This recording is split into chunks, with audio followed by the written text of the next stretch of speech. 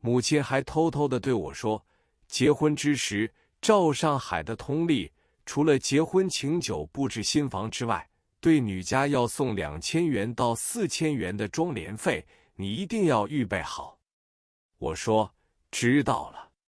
这时业务逐渐发展，我的诊所晚间因为空着，由研读鹤、新闻报、快活林编辑等每星期3借作打牌之所。星期4由摄影家林泽仓、摄影画报创办人召集一班影友研究摄影，因此带来许多女性。我周旋期间，觉得这般情况总有些不大好。我思索了许久，决定找一门近亲，她是一位世家千金。我幼年时即与她相识，此时她方年29，正在黄家雀陆本女子中学读书。陆本也是上海有名的女学校，人才辈出，校风淳朴，没有像中西女塾那般的贵族化。这位小姐姓王，名定芬，就是现在我的太太。在我们一婚时也有相当阻力，因为她有3个哥哥，都在北京当大学教授。姐夫吴有训是谈道学的发明家，一家都是高级知识分子。在他们的心目中，我只是一个中医生，似乎资格配不上。幸亏他大哥王明之，当时清华大学工学院院长，说了一句话，对我的婚事极有帮助。他说，原地做事很勤奋，将来会有前途的。于是亲事就谈成了。但是小姐方面，就是男士的风气，不订婚时互不谈话，也不能相约出外的。我记得从前梁启超某次为人证婚说过一句话，老式的婚姻先结婚再培养爱情，离婚率很微；新式的婚姻先谈恋爱再谈婚嫁，离婚率很高。这几句话真是名言。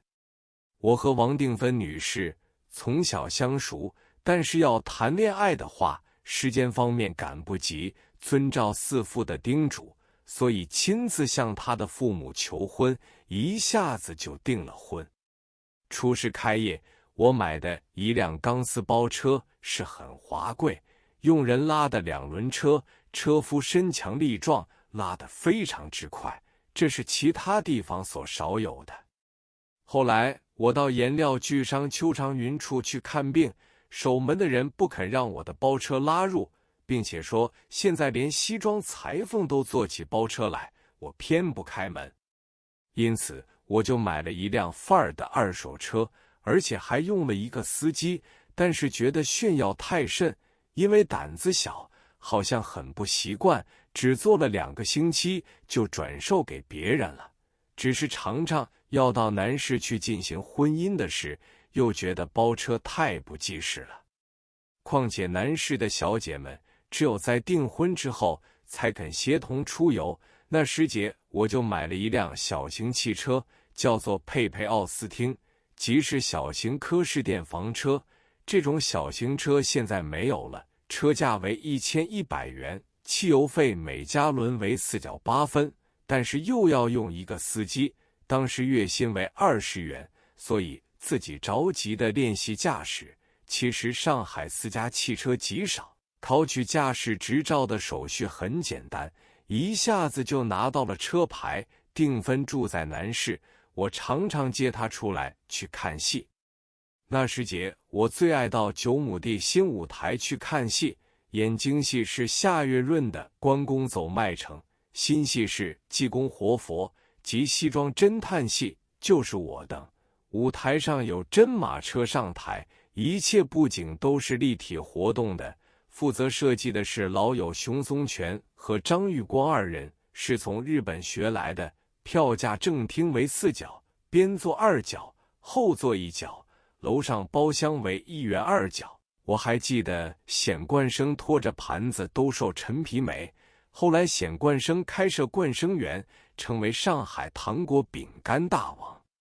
屡次出游，感情大增，我的母亲大为欢喜。四父也从盱眙关税局赶回上海说，订婚之后宜即结婚，绝对不能拖延。当时许多老亲戚全在南市，大家主张南市的人一定要在南市结婚，但是南市只有一家大富贵菜馆，可排30席酒，地方是不够用，因此就假作半松园举行婚宴。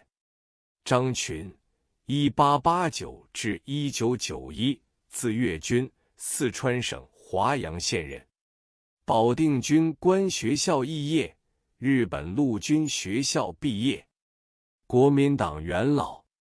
张群一生与日本有很深的瓜葛，晚年他著有《我与日本70年》一书，全面详尽地叙述了他在各个历史时期与日本交往的经历，具有一定的史料价值。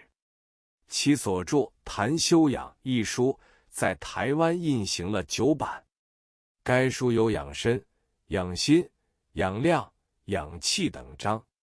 半松园是南市唯一的私家花园，里面有大型假山和小桥流水的景色，因为维持经费太大，也出售门券，每人收费小洋2角。我和半松园园主沈家是老亲戚，他说从来没有人假作这里举行过婚宴，但是江上草堂地方很大，你可以尽量摆酒，如果摆不下，可以摆到草堂外面各处。半松园的设计是由设计哈同花园的乌木山僧策划的，由画家任伯年逐一布置楼台亭阁，门前有高庸之写的江山一览4字横额，里面挂的对联，每一幅都出于名人手笔，尤其是董其昌写的一幅字特别名贵，因为董氏是松江人，真是相得益彰。其中江上草堂横额是曾皙、农然所题。当时人有西江乐词称颂该园云：左右清源映带，东西树竹交加，却从淡雅胜繁华，毕竟名园无价。不知出自何人手笔，也曾传颂一时。喜帖由章太炎老师起稿，延请张群、岳君做证婚人。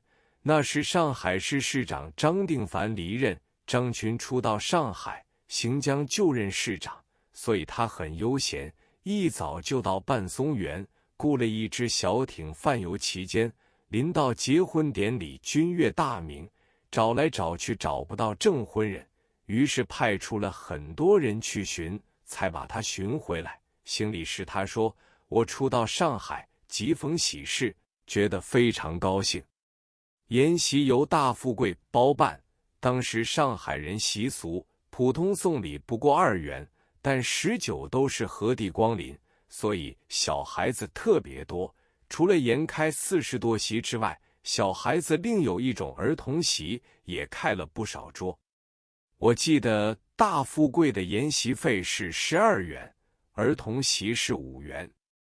但是儿童席的桌上早已摆了许多糖果和蜜饯的东西，菜是4碟水果，4碟冷盘。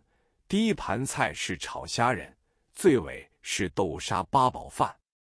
宴罢之后，分送蜜糕喜果，老老少少皆大欢喜。